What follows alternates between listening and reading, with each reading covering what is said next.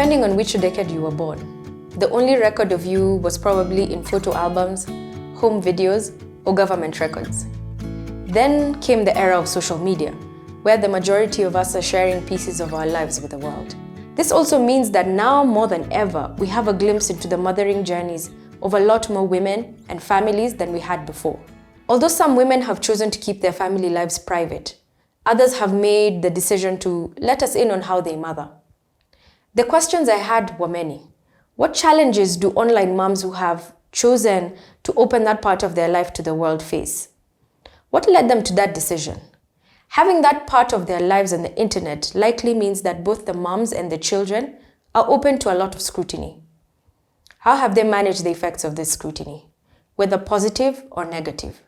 Do you consider that the children are not able to consent to having a public life? And how does that affect the choices that you as a mom makes? Being in the public eye comes with its own challenges, with mothering being a very unique and for most people a personal and intimate journey. Having the choices you make scrutinized by an audience is a very vulnerable experience. We would like to speak to mothers who have made this choice and get a glimpse into their world and what their experience is like in light of that decision. I've been trolled. Yeah, that was a bit hard. But once, so I think maybe I'm not a celeb enough yet because I've not been trolled a lot. But that one trolling was a bit hard.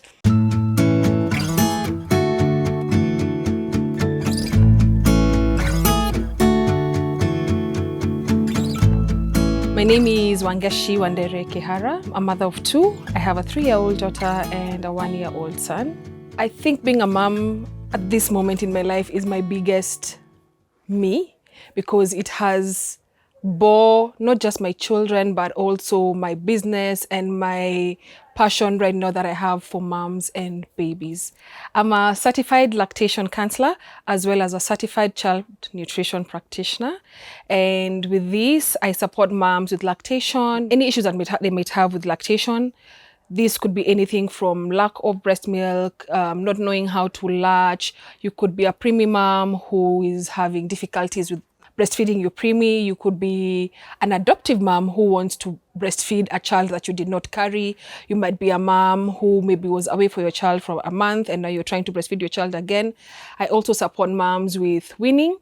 Other than that, I also support moms in new motherhood and in the transition from being not a mom to being a mom. In the transition there's so much that goes on in a woman's mind, in a woman's body, in a woman's life. And sometimes, not actually sometimes, oftentimes, as women, we don't know what to do at that time or what to feel or what to think because we do not have the support out there to support us through that transition. So I'd help moms transition through that. As a first-time mom, as a fifth-time mom, most of the moms I work with find me through social media, mostly Instagram and Facebook. And other than that, now word of mouth from moms who I've worked with or moms who also still found me on social media. I have an office that I work from in Muthaiga North where moms can come see me. I do a lot of online consults and I also do home visits. I think everybody has heard that motherhood is beautiful, that you will know what love actually is and that you will be filled with so much love you won't even know what to do with it and your heart will burst with love and just beautiful roses and sunshine and blah, blah, blah, and blah, blah, blah. And then when I became a mom, it was like, what on earth is this? Where is my beautiful? Where is the love? Where is the overwhelming joy? And where is all, I did not feel all those things that I was expecting to feel, especially in the first weeks. So for me, I felt very disappointed and I felt very confused because all the moms I spoke to, and even in my baby shower, everybody who you hear speaking about motherhood out there, it was just beautiful. Then here I am as a first-time mom, and it's not beautiful for me, then it must be something wrong with me because everybody else cannot be wrong, and I'm the only one, I feel like crying. I'm the only one who's struggling. So I did not understand it. And then one day when my Modoni was around 2 months old, I went to visit my mom. And then my auntie, she was like, Shishi, that's what they call me. Shishi, how is motherhood? Hard, eh? As in, she didn't even wait for me to respond. She was like, hard, eh? And I looked at her like, then why didn't you tell me? Then she was like, oh, tunangojanga tu, as in mjipate. Like, we just wait for you to experience it yourself because if you tell you, you can't understand. And that is how actually my mothership was born.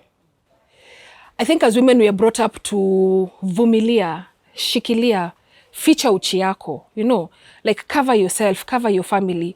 Do not go talking about your hardships. Do not, you know. So you enter marriage, for example. And for me, that's been another thing that I feel is really hard. But the thing that's painted out there, they tell you it's hard, but what is painted is still beauty. So you enter into marriage, and then you enter into motherhood, and then you have these two things that are really hard, but you can't talk to anybody about it. Yet, in every single home, all those women have gone through the same thing you're going through as a mom. But because I need to tell everybody it's beautiful, I need to show the world and I need to show Instagram that I love my baby. I've never not loved my baby. My heart is overflowing with love. Then you don't talk. And in the evening, you go to the bathroom and you cry, and you're crying by yourself. Yet, you can call Wangeshi, and Wangeshi will tell you, but they imagine it's okay to feel like that. It's okay to feel like your life has changed completely, and at this current moment, I'm not liking my life. And Wangeshi will tell you, imagine when I felt like that, and it'll pass. You're still a good mom. You're still doing the best that you can. It's confusing. All these feelings are normal, but you'll be okay. And I feel like if women just spoke more and held each other's hands more, then the transition into new motherhood would be so much easier for women. And the transition into everything, all stages. Like right now, I feel like such a bad mom because of my 3-year-old. But when I speak to other moms with 3-year-olds, all of them, their children are just pushing the same boundaries. Like I used to feel like I'm such a failure and that my daughter deserves better than me and that I'm not getting things right because everybody else, it's beautiful. And then I also didn't feel love, actually. The overwhelming love that I was told I would feel for my daughter, I didn't feel it. And the only silver lining to that is that my cousin gave birth in February, I gave birth in March. And when she had her child, I asked her, oh, so how are you feeling? She was like, oh, by the way, I don't love her. I kind of like her. I know I should love her, but I kind of like her. So when she came, at least I knew that even if everyone was talking about love, even if I don't love her day one, my cousin kind of liked her. So it's okay. So I knew I loved my daughter. Like mentally, I knew I loved her. But in my heart, I didn't feel the overwhelming love. And that didn't happen maybe until she was maybe between 4 to 6 weeks. And then another thing that really used to amaze me was how the love would grow and how I loved her yesterday was not how I loved her today, or how I loved her last week was not how I loved her maybe a month later. Like it would become now the overwhelming that everybody spoke about. But you see, the thing that I didn't know at the beginning, it would take a month, again made me feel like you can't be a good mom and you're not feeling overwhelming love 1 month later. So my father was always so against me posting my children online. Like from the time I was pregnant, oh, don't put your children online, don't put your children online. And I used to roll my eyes like, you're just an old man, what do you know? As in, your generation and my generation are so different, so really, I don't have to listen. Then when I had Modoni, I think I waited like maybe 6 or 8 months before I posted her photo online.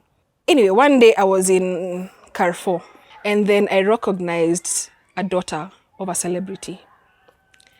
And I was like, oh, that's so-and-so's daughter. Where is she? And that for me was it. That right there was the day I made my decision that I never want my child to be walking around somewhere and then someone says, that is so-and-so, where's the mom? I never want that to be her or to be him. So that's how I decided, because I didn't want that. No. Yeah, it was easy. It is the right choice for my family. So another mom or another family might decide, let's have our family online, and that works for that family. So I can't really say one is right, one is wrong, because of course I considered my options. The other person has considered their options. They have the reasons why they've chosen to put their family and the children online. I have my choice and what I've made for myself. And everybody is right in their own, like it's right for that family, it's right for my family. There's one family though that I follow on YouTube, and I really liked what they were doing with their kids. So they have a family YouTube channel, but basically the children can choose whether to come online or not. There's no pressure. So if they're shooting, do you want to be shot? Yes or no? If you don't want, they don't come. So in fact, there's this day, I think the dad was talking about an activity he was doing with his son, but his son had said, I'm not coming online today. And he just shot it and now explained to us what they decided as a family. And I feel like I really admired that, because that child was maybe 6, and that's really a small baby. And if you chose to, you could coerce them into, no, you have to. But the fact that even with a 6-year-old, the dad respected the child enough not to make that decision for him. I really liked that. Motherhood is hard. Like, it's the hardest thing you'll ever do in your life. And the hardship does not end. It just gets different, and your psychology and your preparation for it gets different. So it gets easier. Again, I have another story. I was talking to my mom last week, and I was like, I feel like such a failure because my 3-year-old honestly is driving me nuts. And I feel like there's something I'm not doing right. And she said, all moms go through self-doubt, and it doesn't end. Like, when your children make decisions, you have self-doubt. So it doesn't end. The hardship doesn't end. It just evolves into, I'm changing diapers and I'm waking up every night, into a 3-year-old who's sassy and pushing boundaries, to a 7-year-old who's refusing to wake up to go to school, to a 13-year-old who's banging doors, you know. And in each stage, the hardships are different. But I think the thing that I would like to really encourage moms, and even if I don't have older children, I feel like in each season you'll get grace, and in each season there'll be hardships, but there'll still be love, and it'll still be beautiful through the hardships. So if you're going through the first few months of motherhood, just know that mentally and emotionally you will grow as a mom, because you're also learning yourself as a mom. And when a baby is born, a mom is born. So the same way you treat a baby, treat yourself like that. The way you have grace for your newborn, have grace with yourself as you grow through the years and go through. Every single child as well will be a new birth of you as a mom. And be gracious, and just know that every decision that you make, even if maybe 5 years from now you look back and think that it was a bad decision, there's no point generally that you make a decision to mess up your kid. At every stage, you make a decision based on the knowledge that you have and based on your reality at that time. So just know at each stage of life that you're at, you're doing a good job and you're a good mom.